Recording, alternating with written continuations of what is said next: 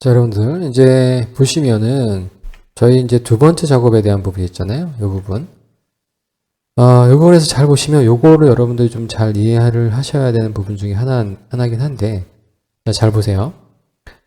추가된 인덱스라고 하는 거는 현재 지금 이 단계에서 보시면 앞단에 있는 앞단계 이름이죠. 추가된 인덱스라고 하는 앞단계 이름입니다. 그죠?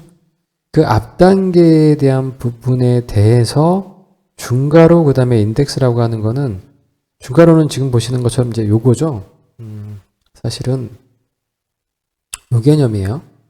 그때도 설명을 드렸지만 우리가 전체 이 테이블 구조를 가지고 이 테이블에서 인덱스 줄에 대한 부분을 가져온다라고 하면 그럼 제가 새로운 단계를 한번 집어넣을게요. 세 단계. 그럼 요 세 단계라고 하는 거는 지금 여기 보시는 여기에서 이 전체 테이블이죠. 이 전체 테이블에서 0번째. 그러니까 기본적으로 줄은 첫 번째 줄이지만, 그죠? 첫 번째 줄, 두 번째지만, 파워콜에선 넘버링 되는 거는 항상 뭐부터죠? 예, 제로부터입니다. 제로부터. 0, 이렇게 사용자 지정 추구적 항목은 결과에 대한 부분인데, 거기에 우리가, 줄에 대한 부분이죠. 레코드를 접근하는 방법. 레코드는 지금 보신 것처럼 첫 번째 줄이죠. 첫 번째 줄만 쭉 끄집어내면, 일자는 2020년 3월이고요. 방문자는 40이고, 인덱스는 -1이고, 사용자 지정은 에러죠. 요것만 뽑아내지는 거죠. 지금 보시는 것처럼 이렇게 뽑아내지는 거예요.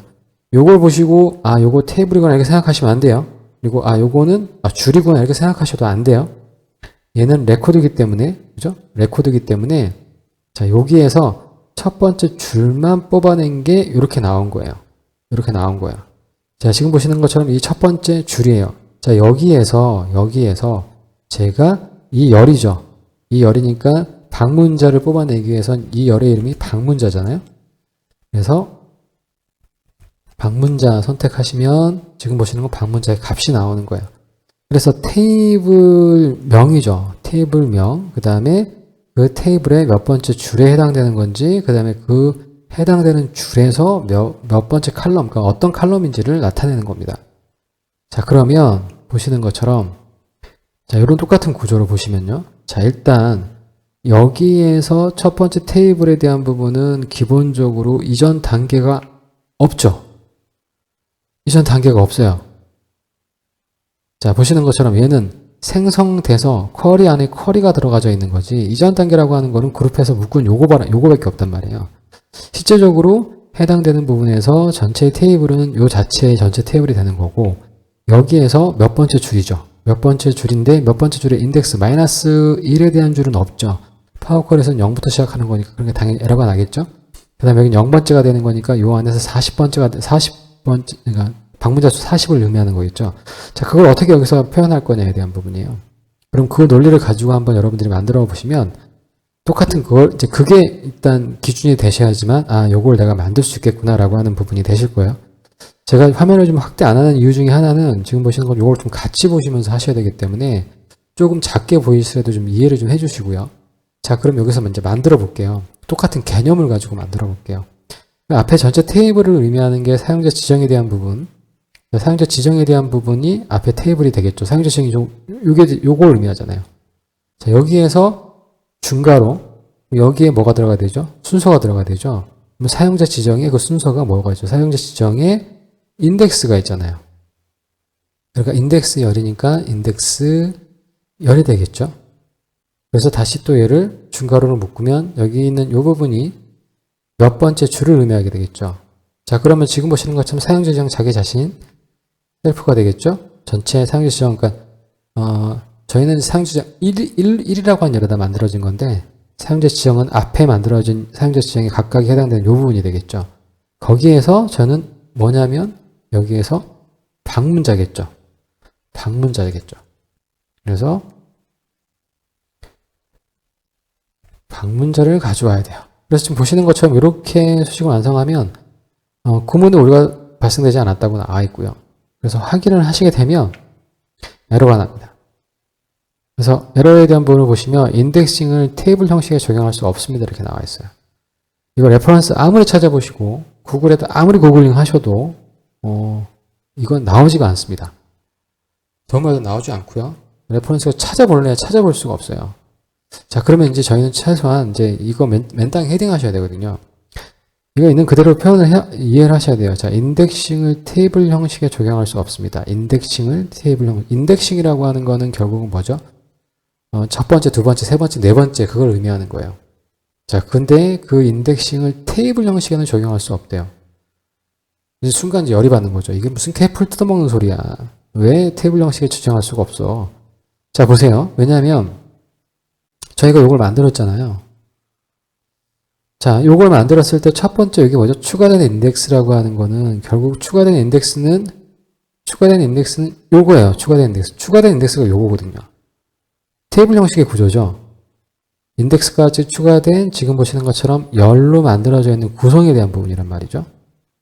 자, 열 구성인데 지금 보시는 것처럼 여기에 해당되는 소식을 보시면 자, 추가된 인덱스라고 하는 건 아까 제가 방금 전에 보여드렸던 그렇죠? 여기까지죠. 일자, 방문자, 인덱스라고 나와있는 요 구조에서 그 다음에 어떻게 됐습니까? 그 다음에 요게 지금 보시는 것처럼 뭐였죠? 몇 번째, 첫 번째, 두 번째 그걸 의미하는 거잖아요. 요게 리스트를 의미하는 건 아니고 여기서는요. 몇 번째 레코드냐에 대한 부분이죠. 몇 번째 레코드. 그 레코드에 해당되는 게 0, 1, 2, 3, 4로 변화되는 건데 지금 보시는 것처럼 요거는 인덱스에 가보면 그 값이 있는 거잖아요.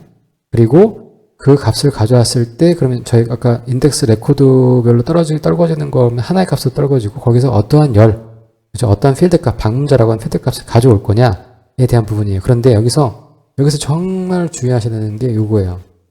그럼 어떤 개념이냐면 결국 추가된 인덱스라고 하는 거는 보기에는 요거죠.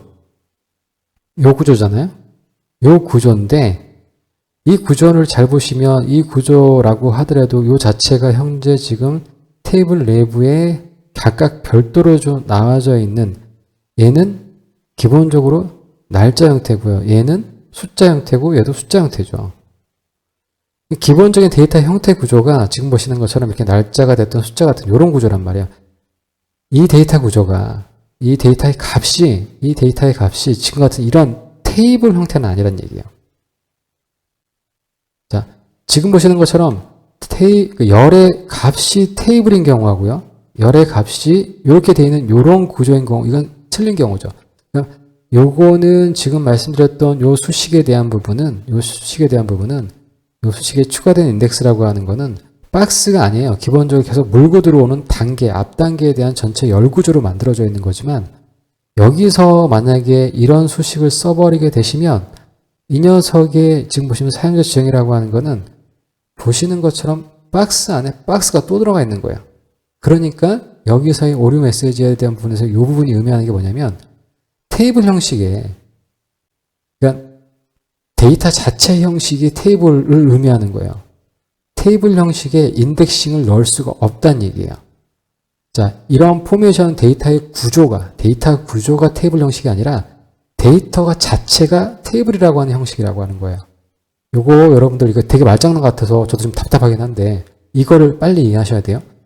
자, 이러한 데이터의 구조가 이런 테이블의 구조, 테이블 형식의 구조죠. 데이터의 전체적인 구조가. 근데 데이터의 값이 테이블은 아니라는 거예요. 데이터의 값은, 데이터의 형식은, 이거 정말 말장난하는 것 같긴 한데, 잘 여러분 새겨 들으세요.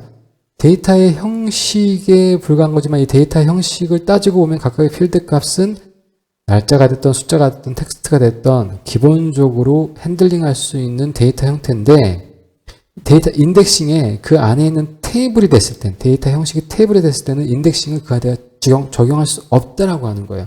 이게 무슨 얘기냐면 이 상태로는 불가능하다는 얘기예요. 무슨 짓을 해도 이건 안 된다는 얘기예요. 그러니까 이렇게 테이블 형태에다가 저희가 어떤 짓을 해도 기본적으로 이 작업에 대한 부분에 이런 형태로 테이블 형태가 됐을 때 거기에다가 몇 번째 그 테이블의 몇 번째 칼럼 이렇게 가져오는 것 자체가 불가능하다는 얘기입니다. 테이블 형태의 인덱싱이 안 된다는 얘기는 이렇게 그룹화를 됐을 때는 죽었다 깨어나도 안 된다는 소리예요. 무슨 짓을 해도 안 돼요. 왜냐하면 테이블 구조에다가는 인덱싱을 집어넣을 수 없기 때문에.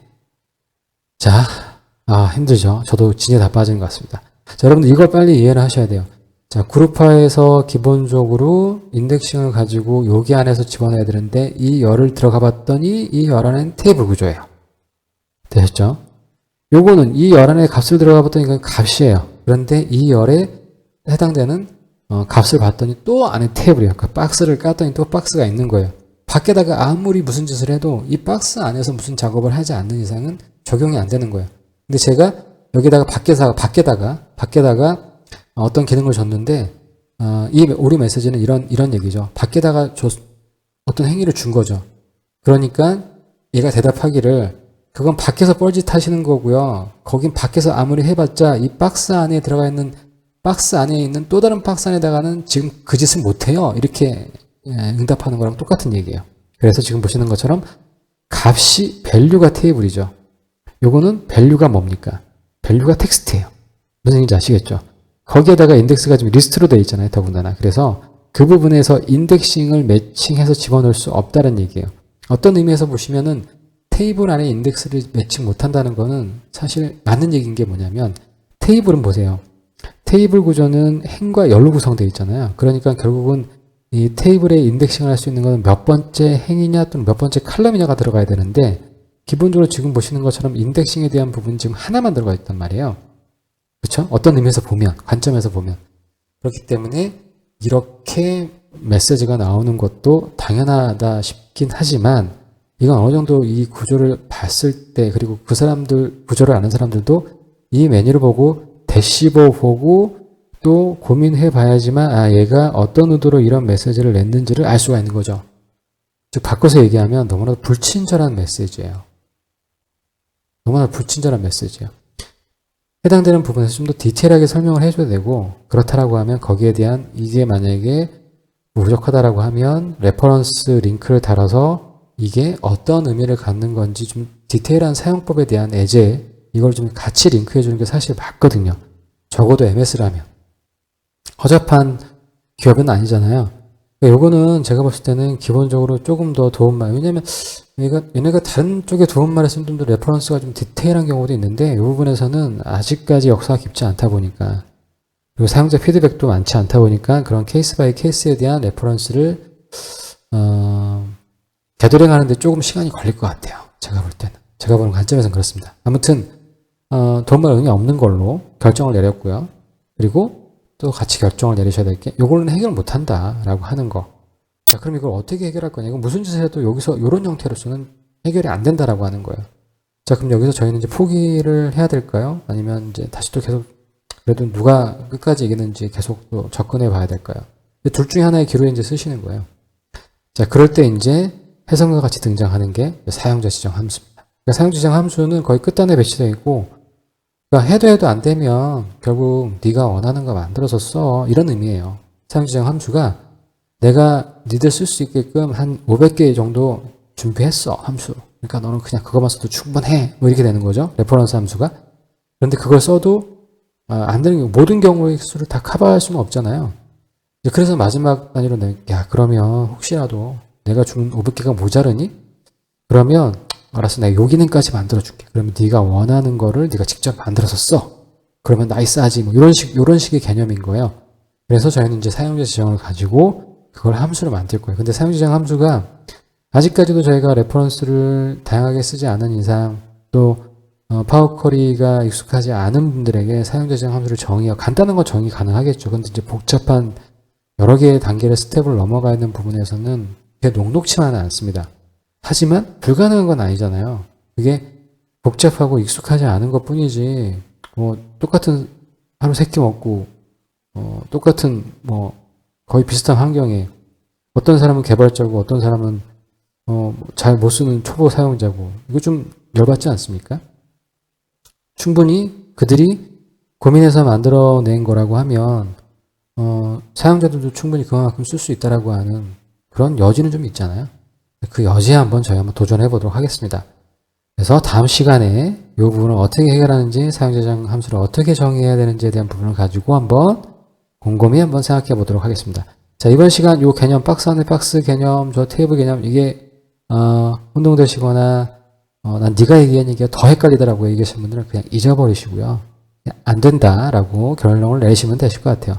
이 방법으로는 안 되니 사용자 지정 함수를 쓸 수밖에 없다라고 하는 걸로 결론을 내려주시기 바라겠습니다. 자, 저는 다음 시간에 또 여러분 찾아뵙도록 하겠습니다. 감사합니다.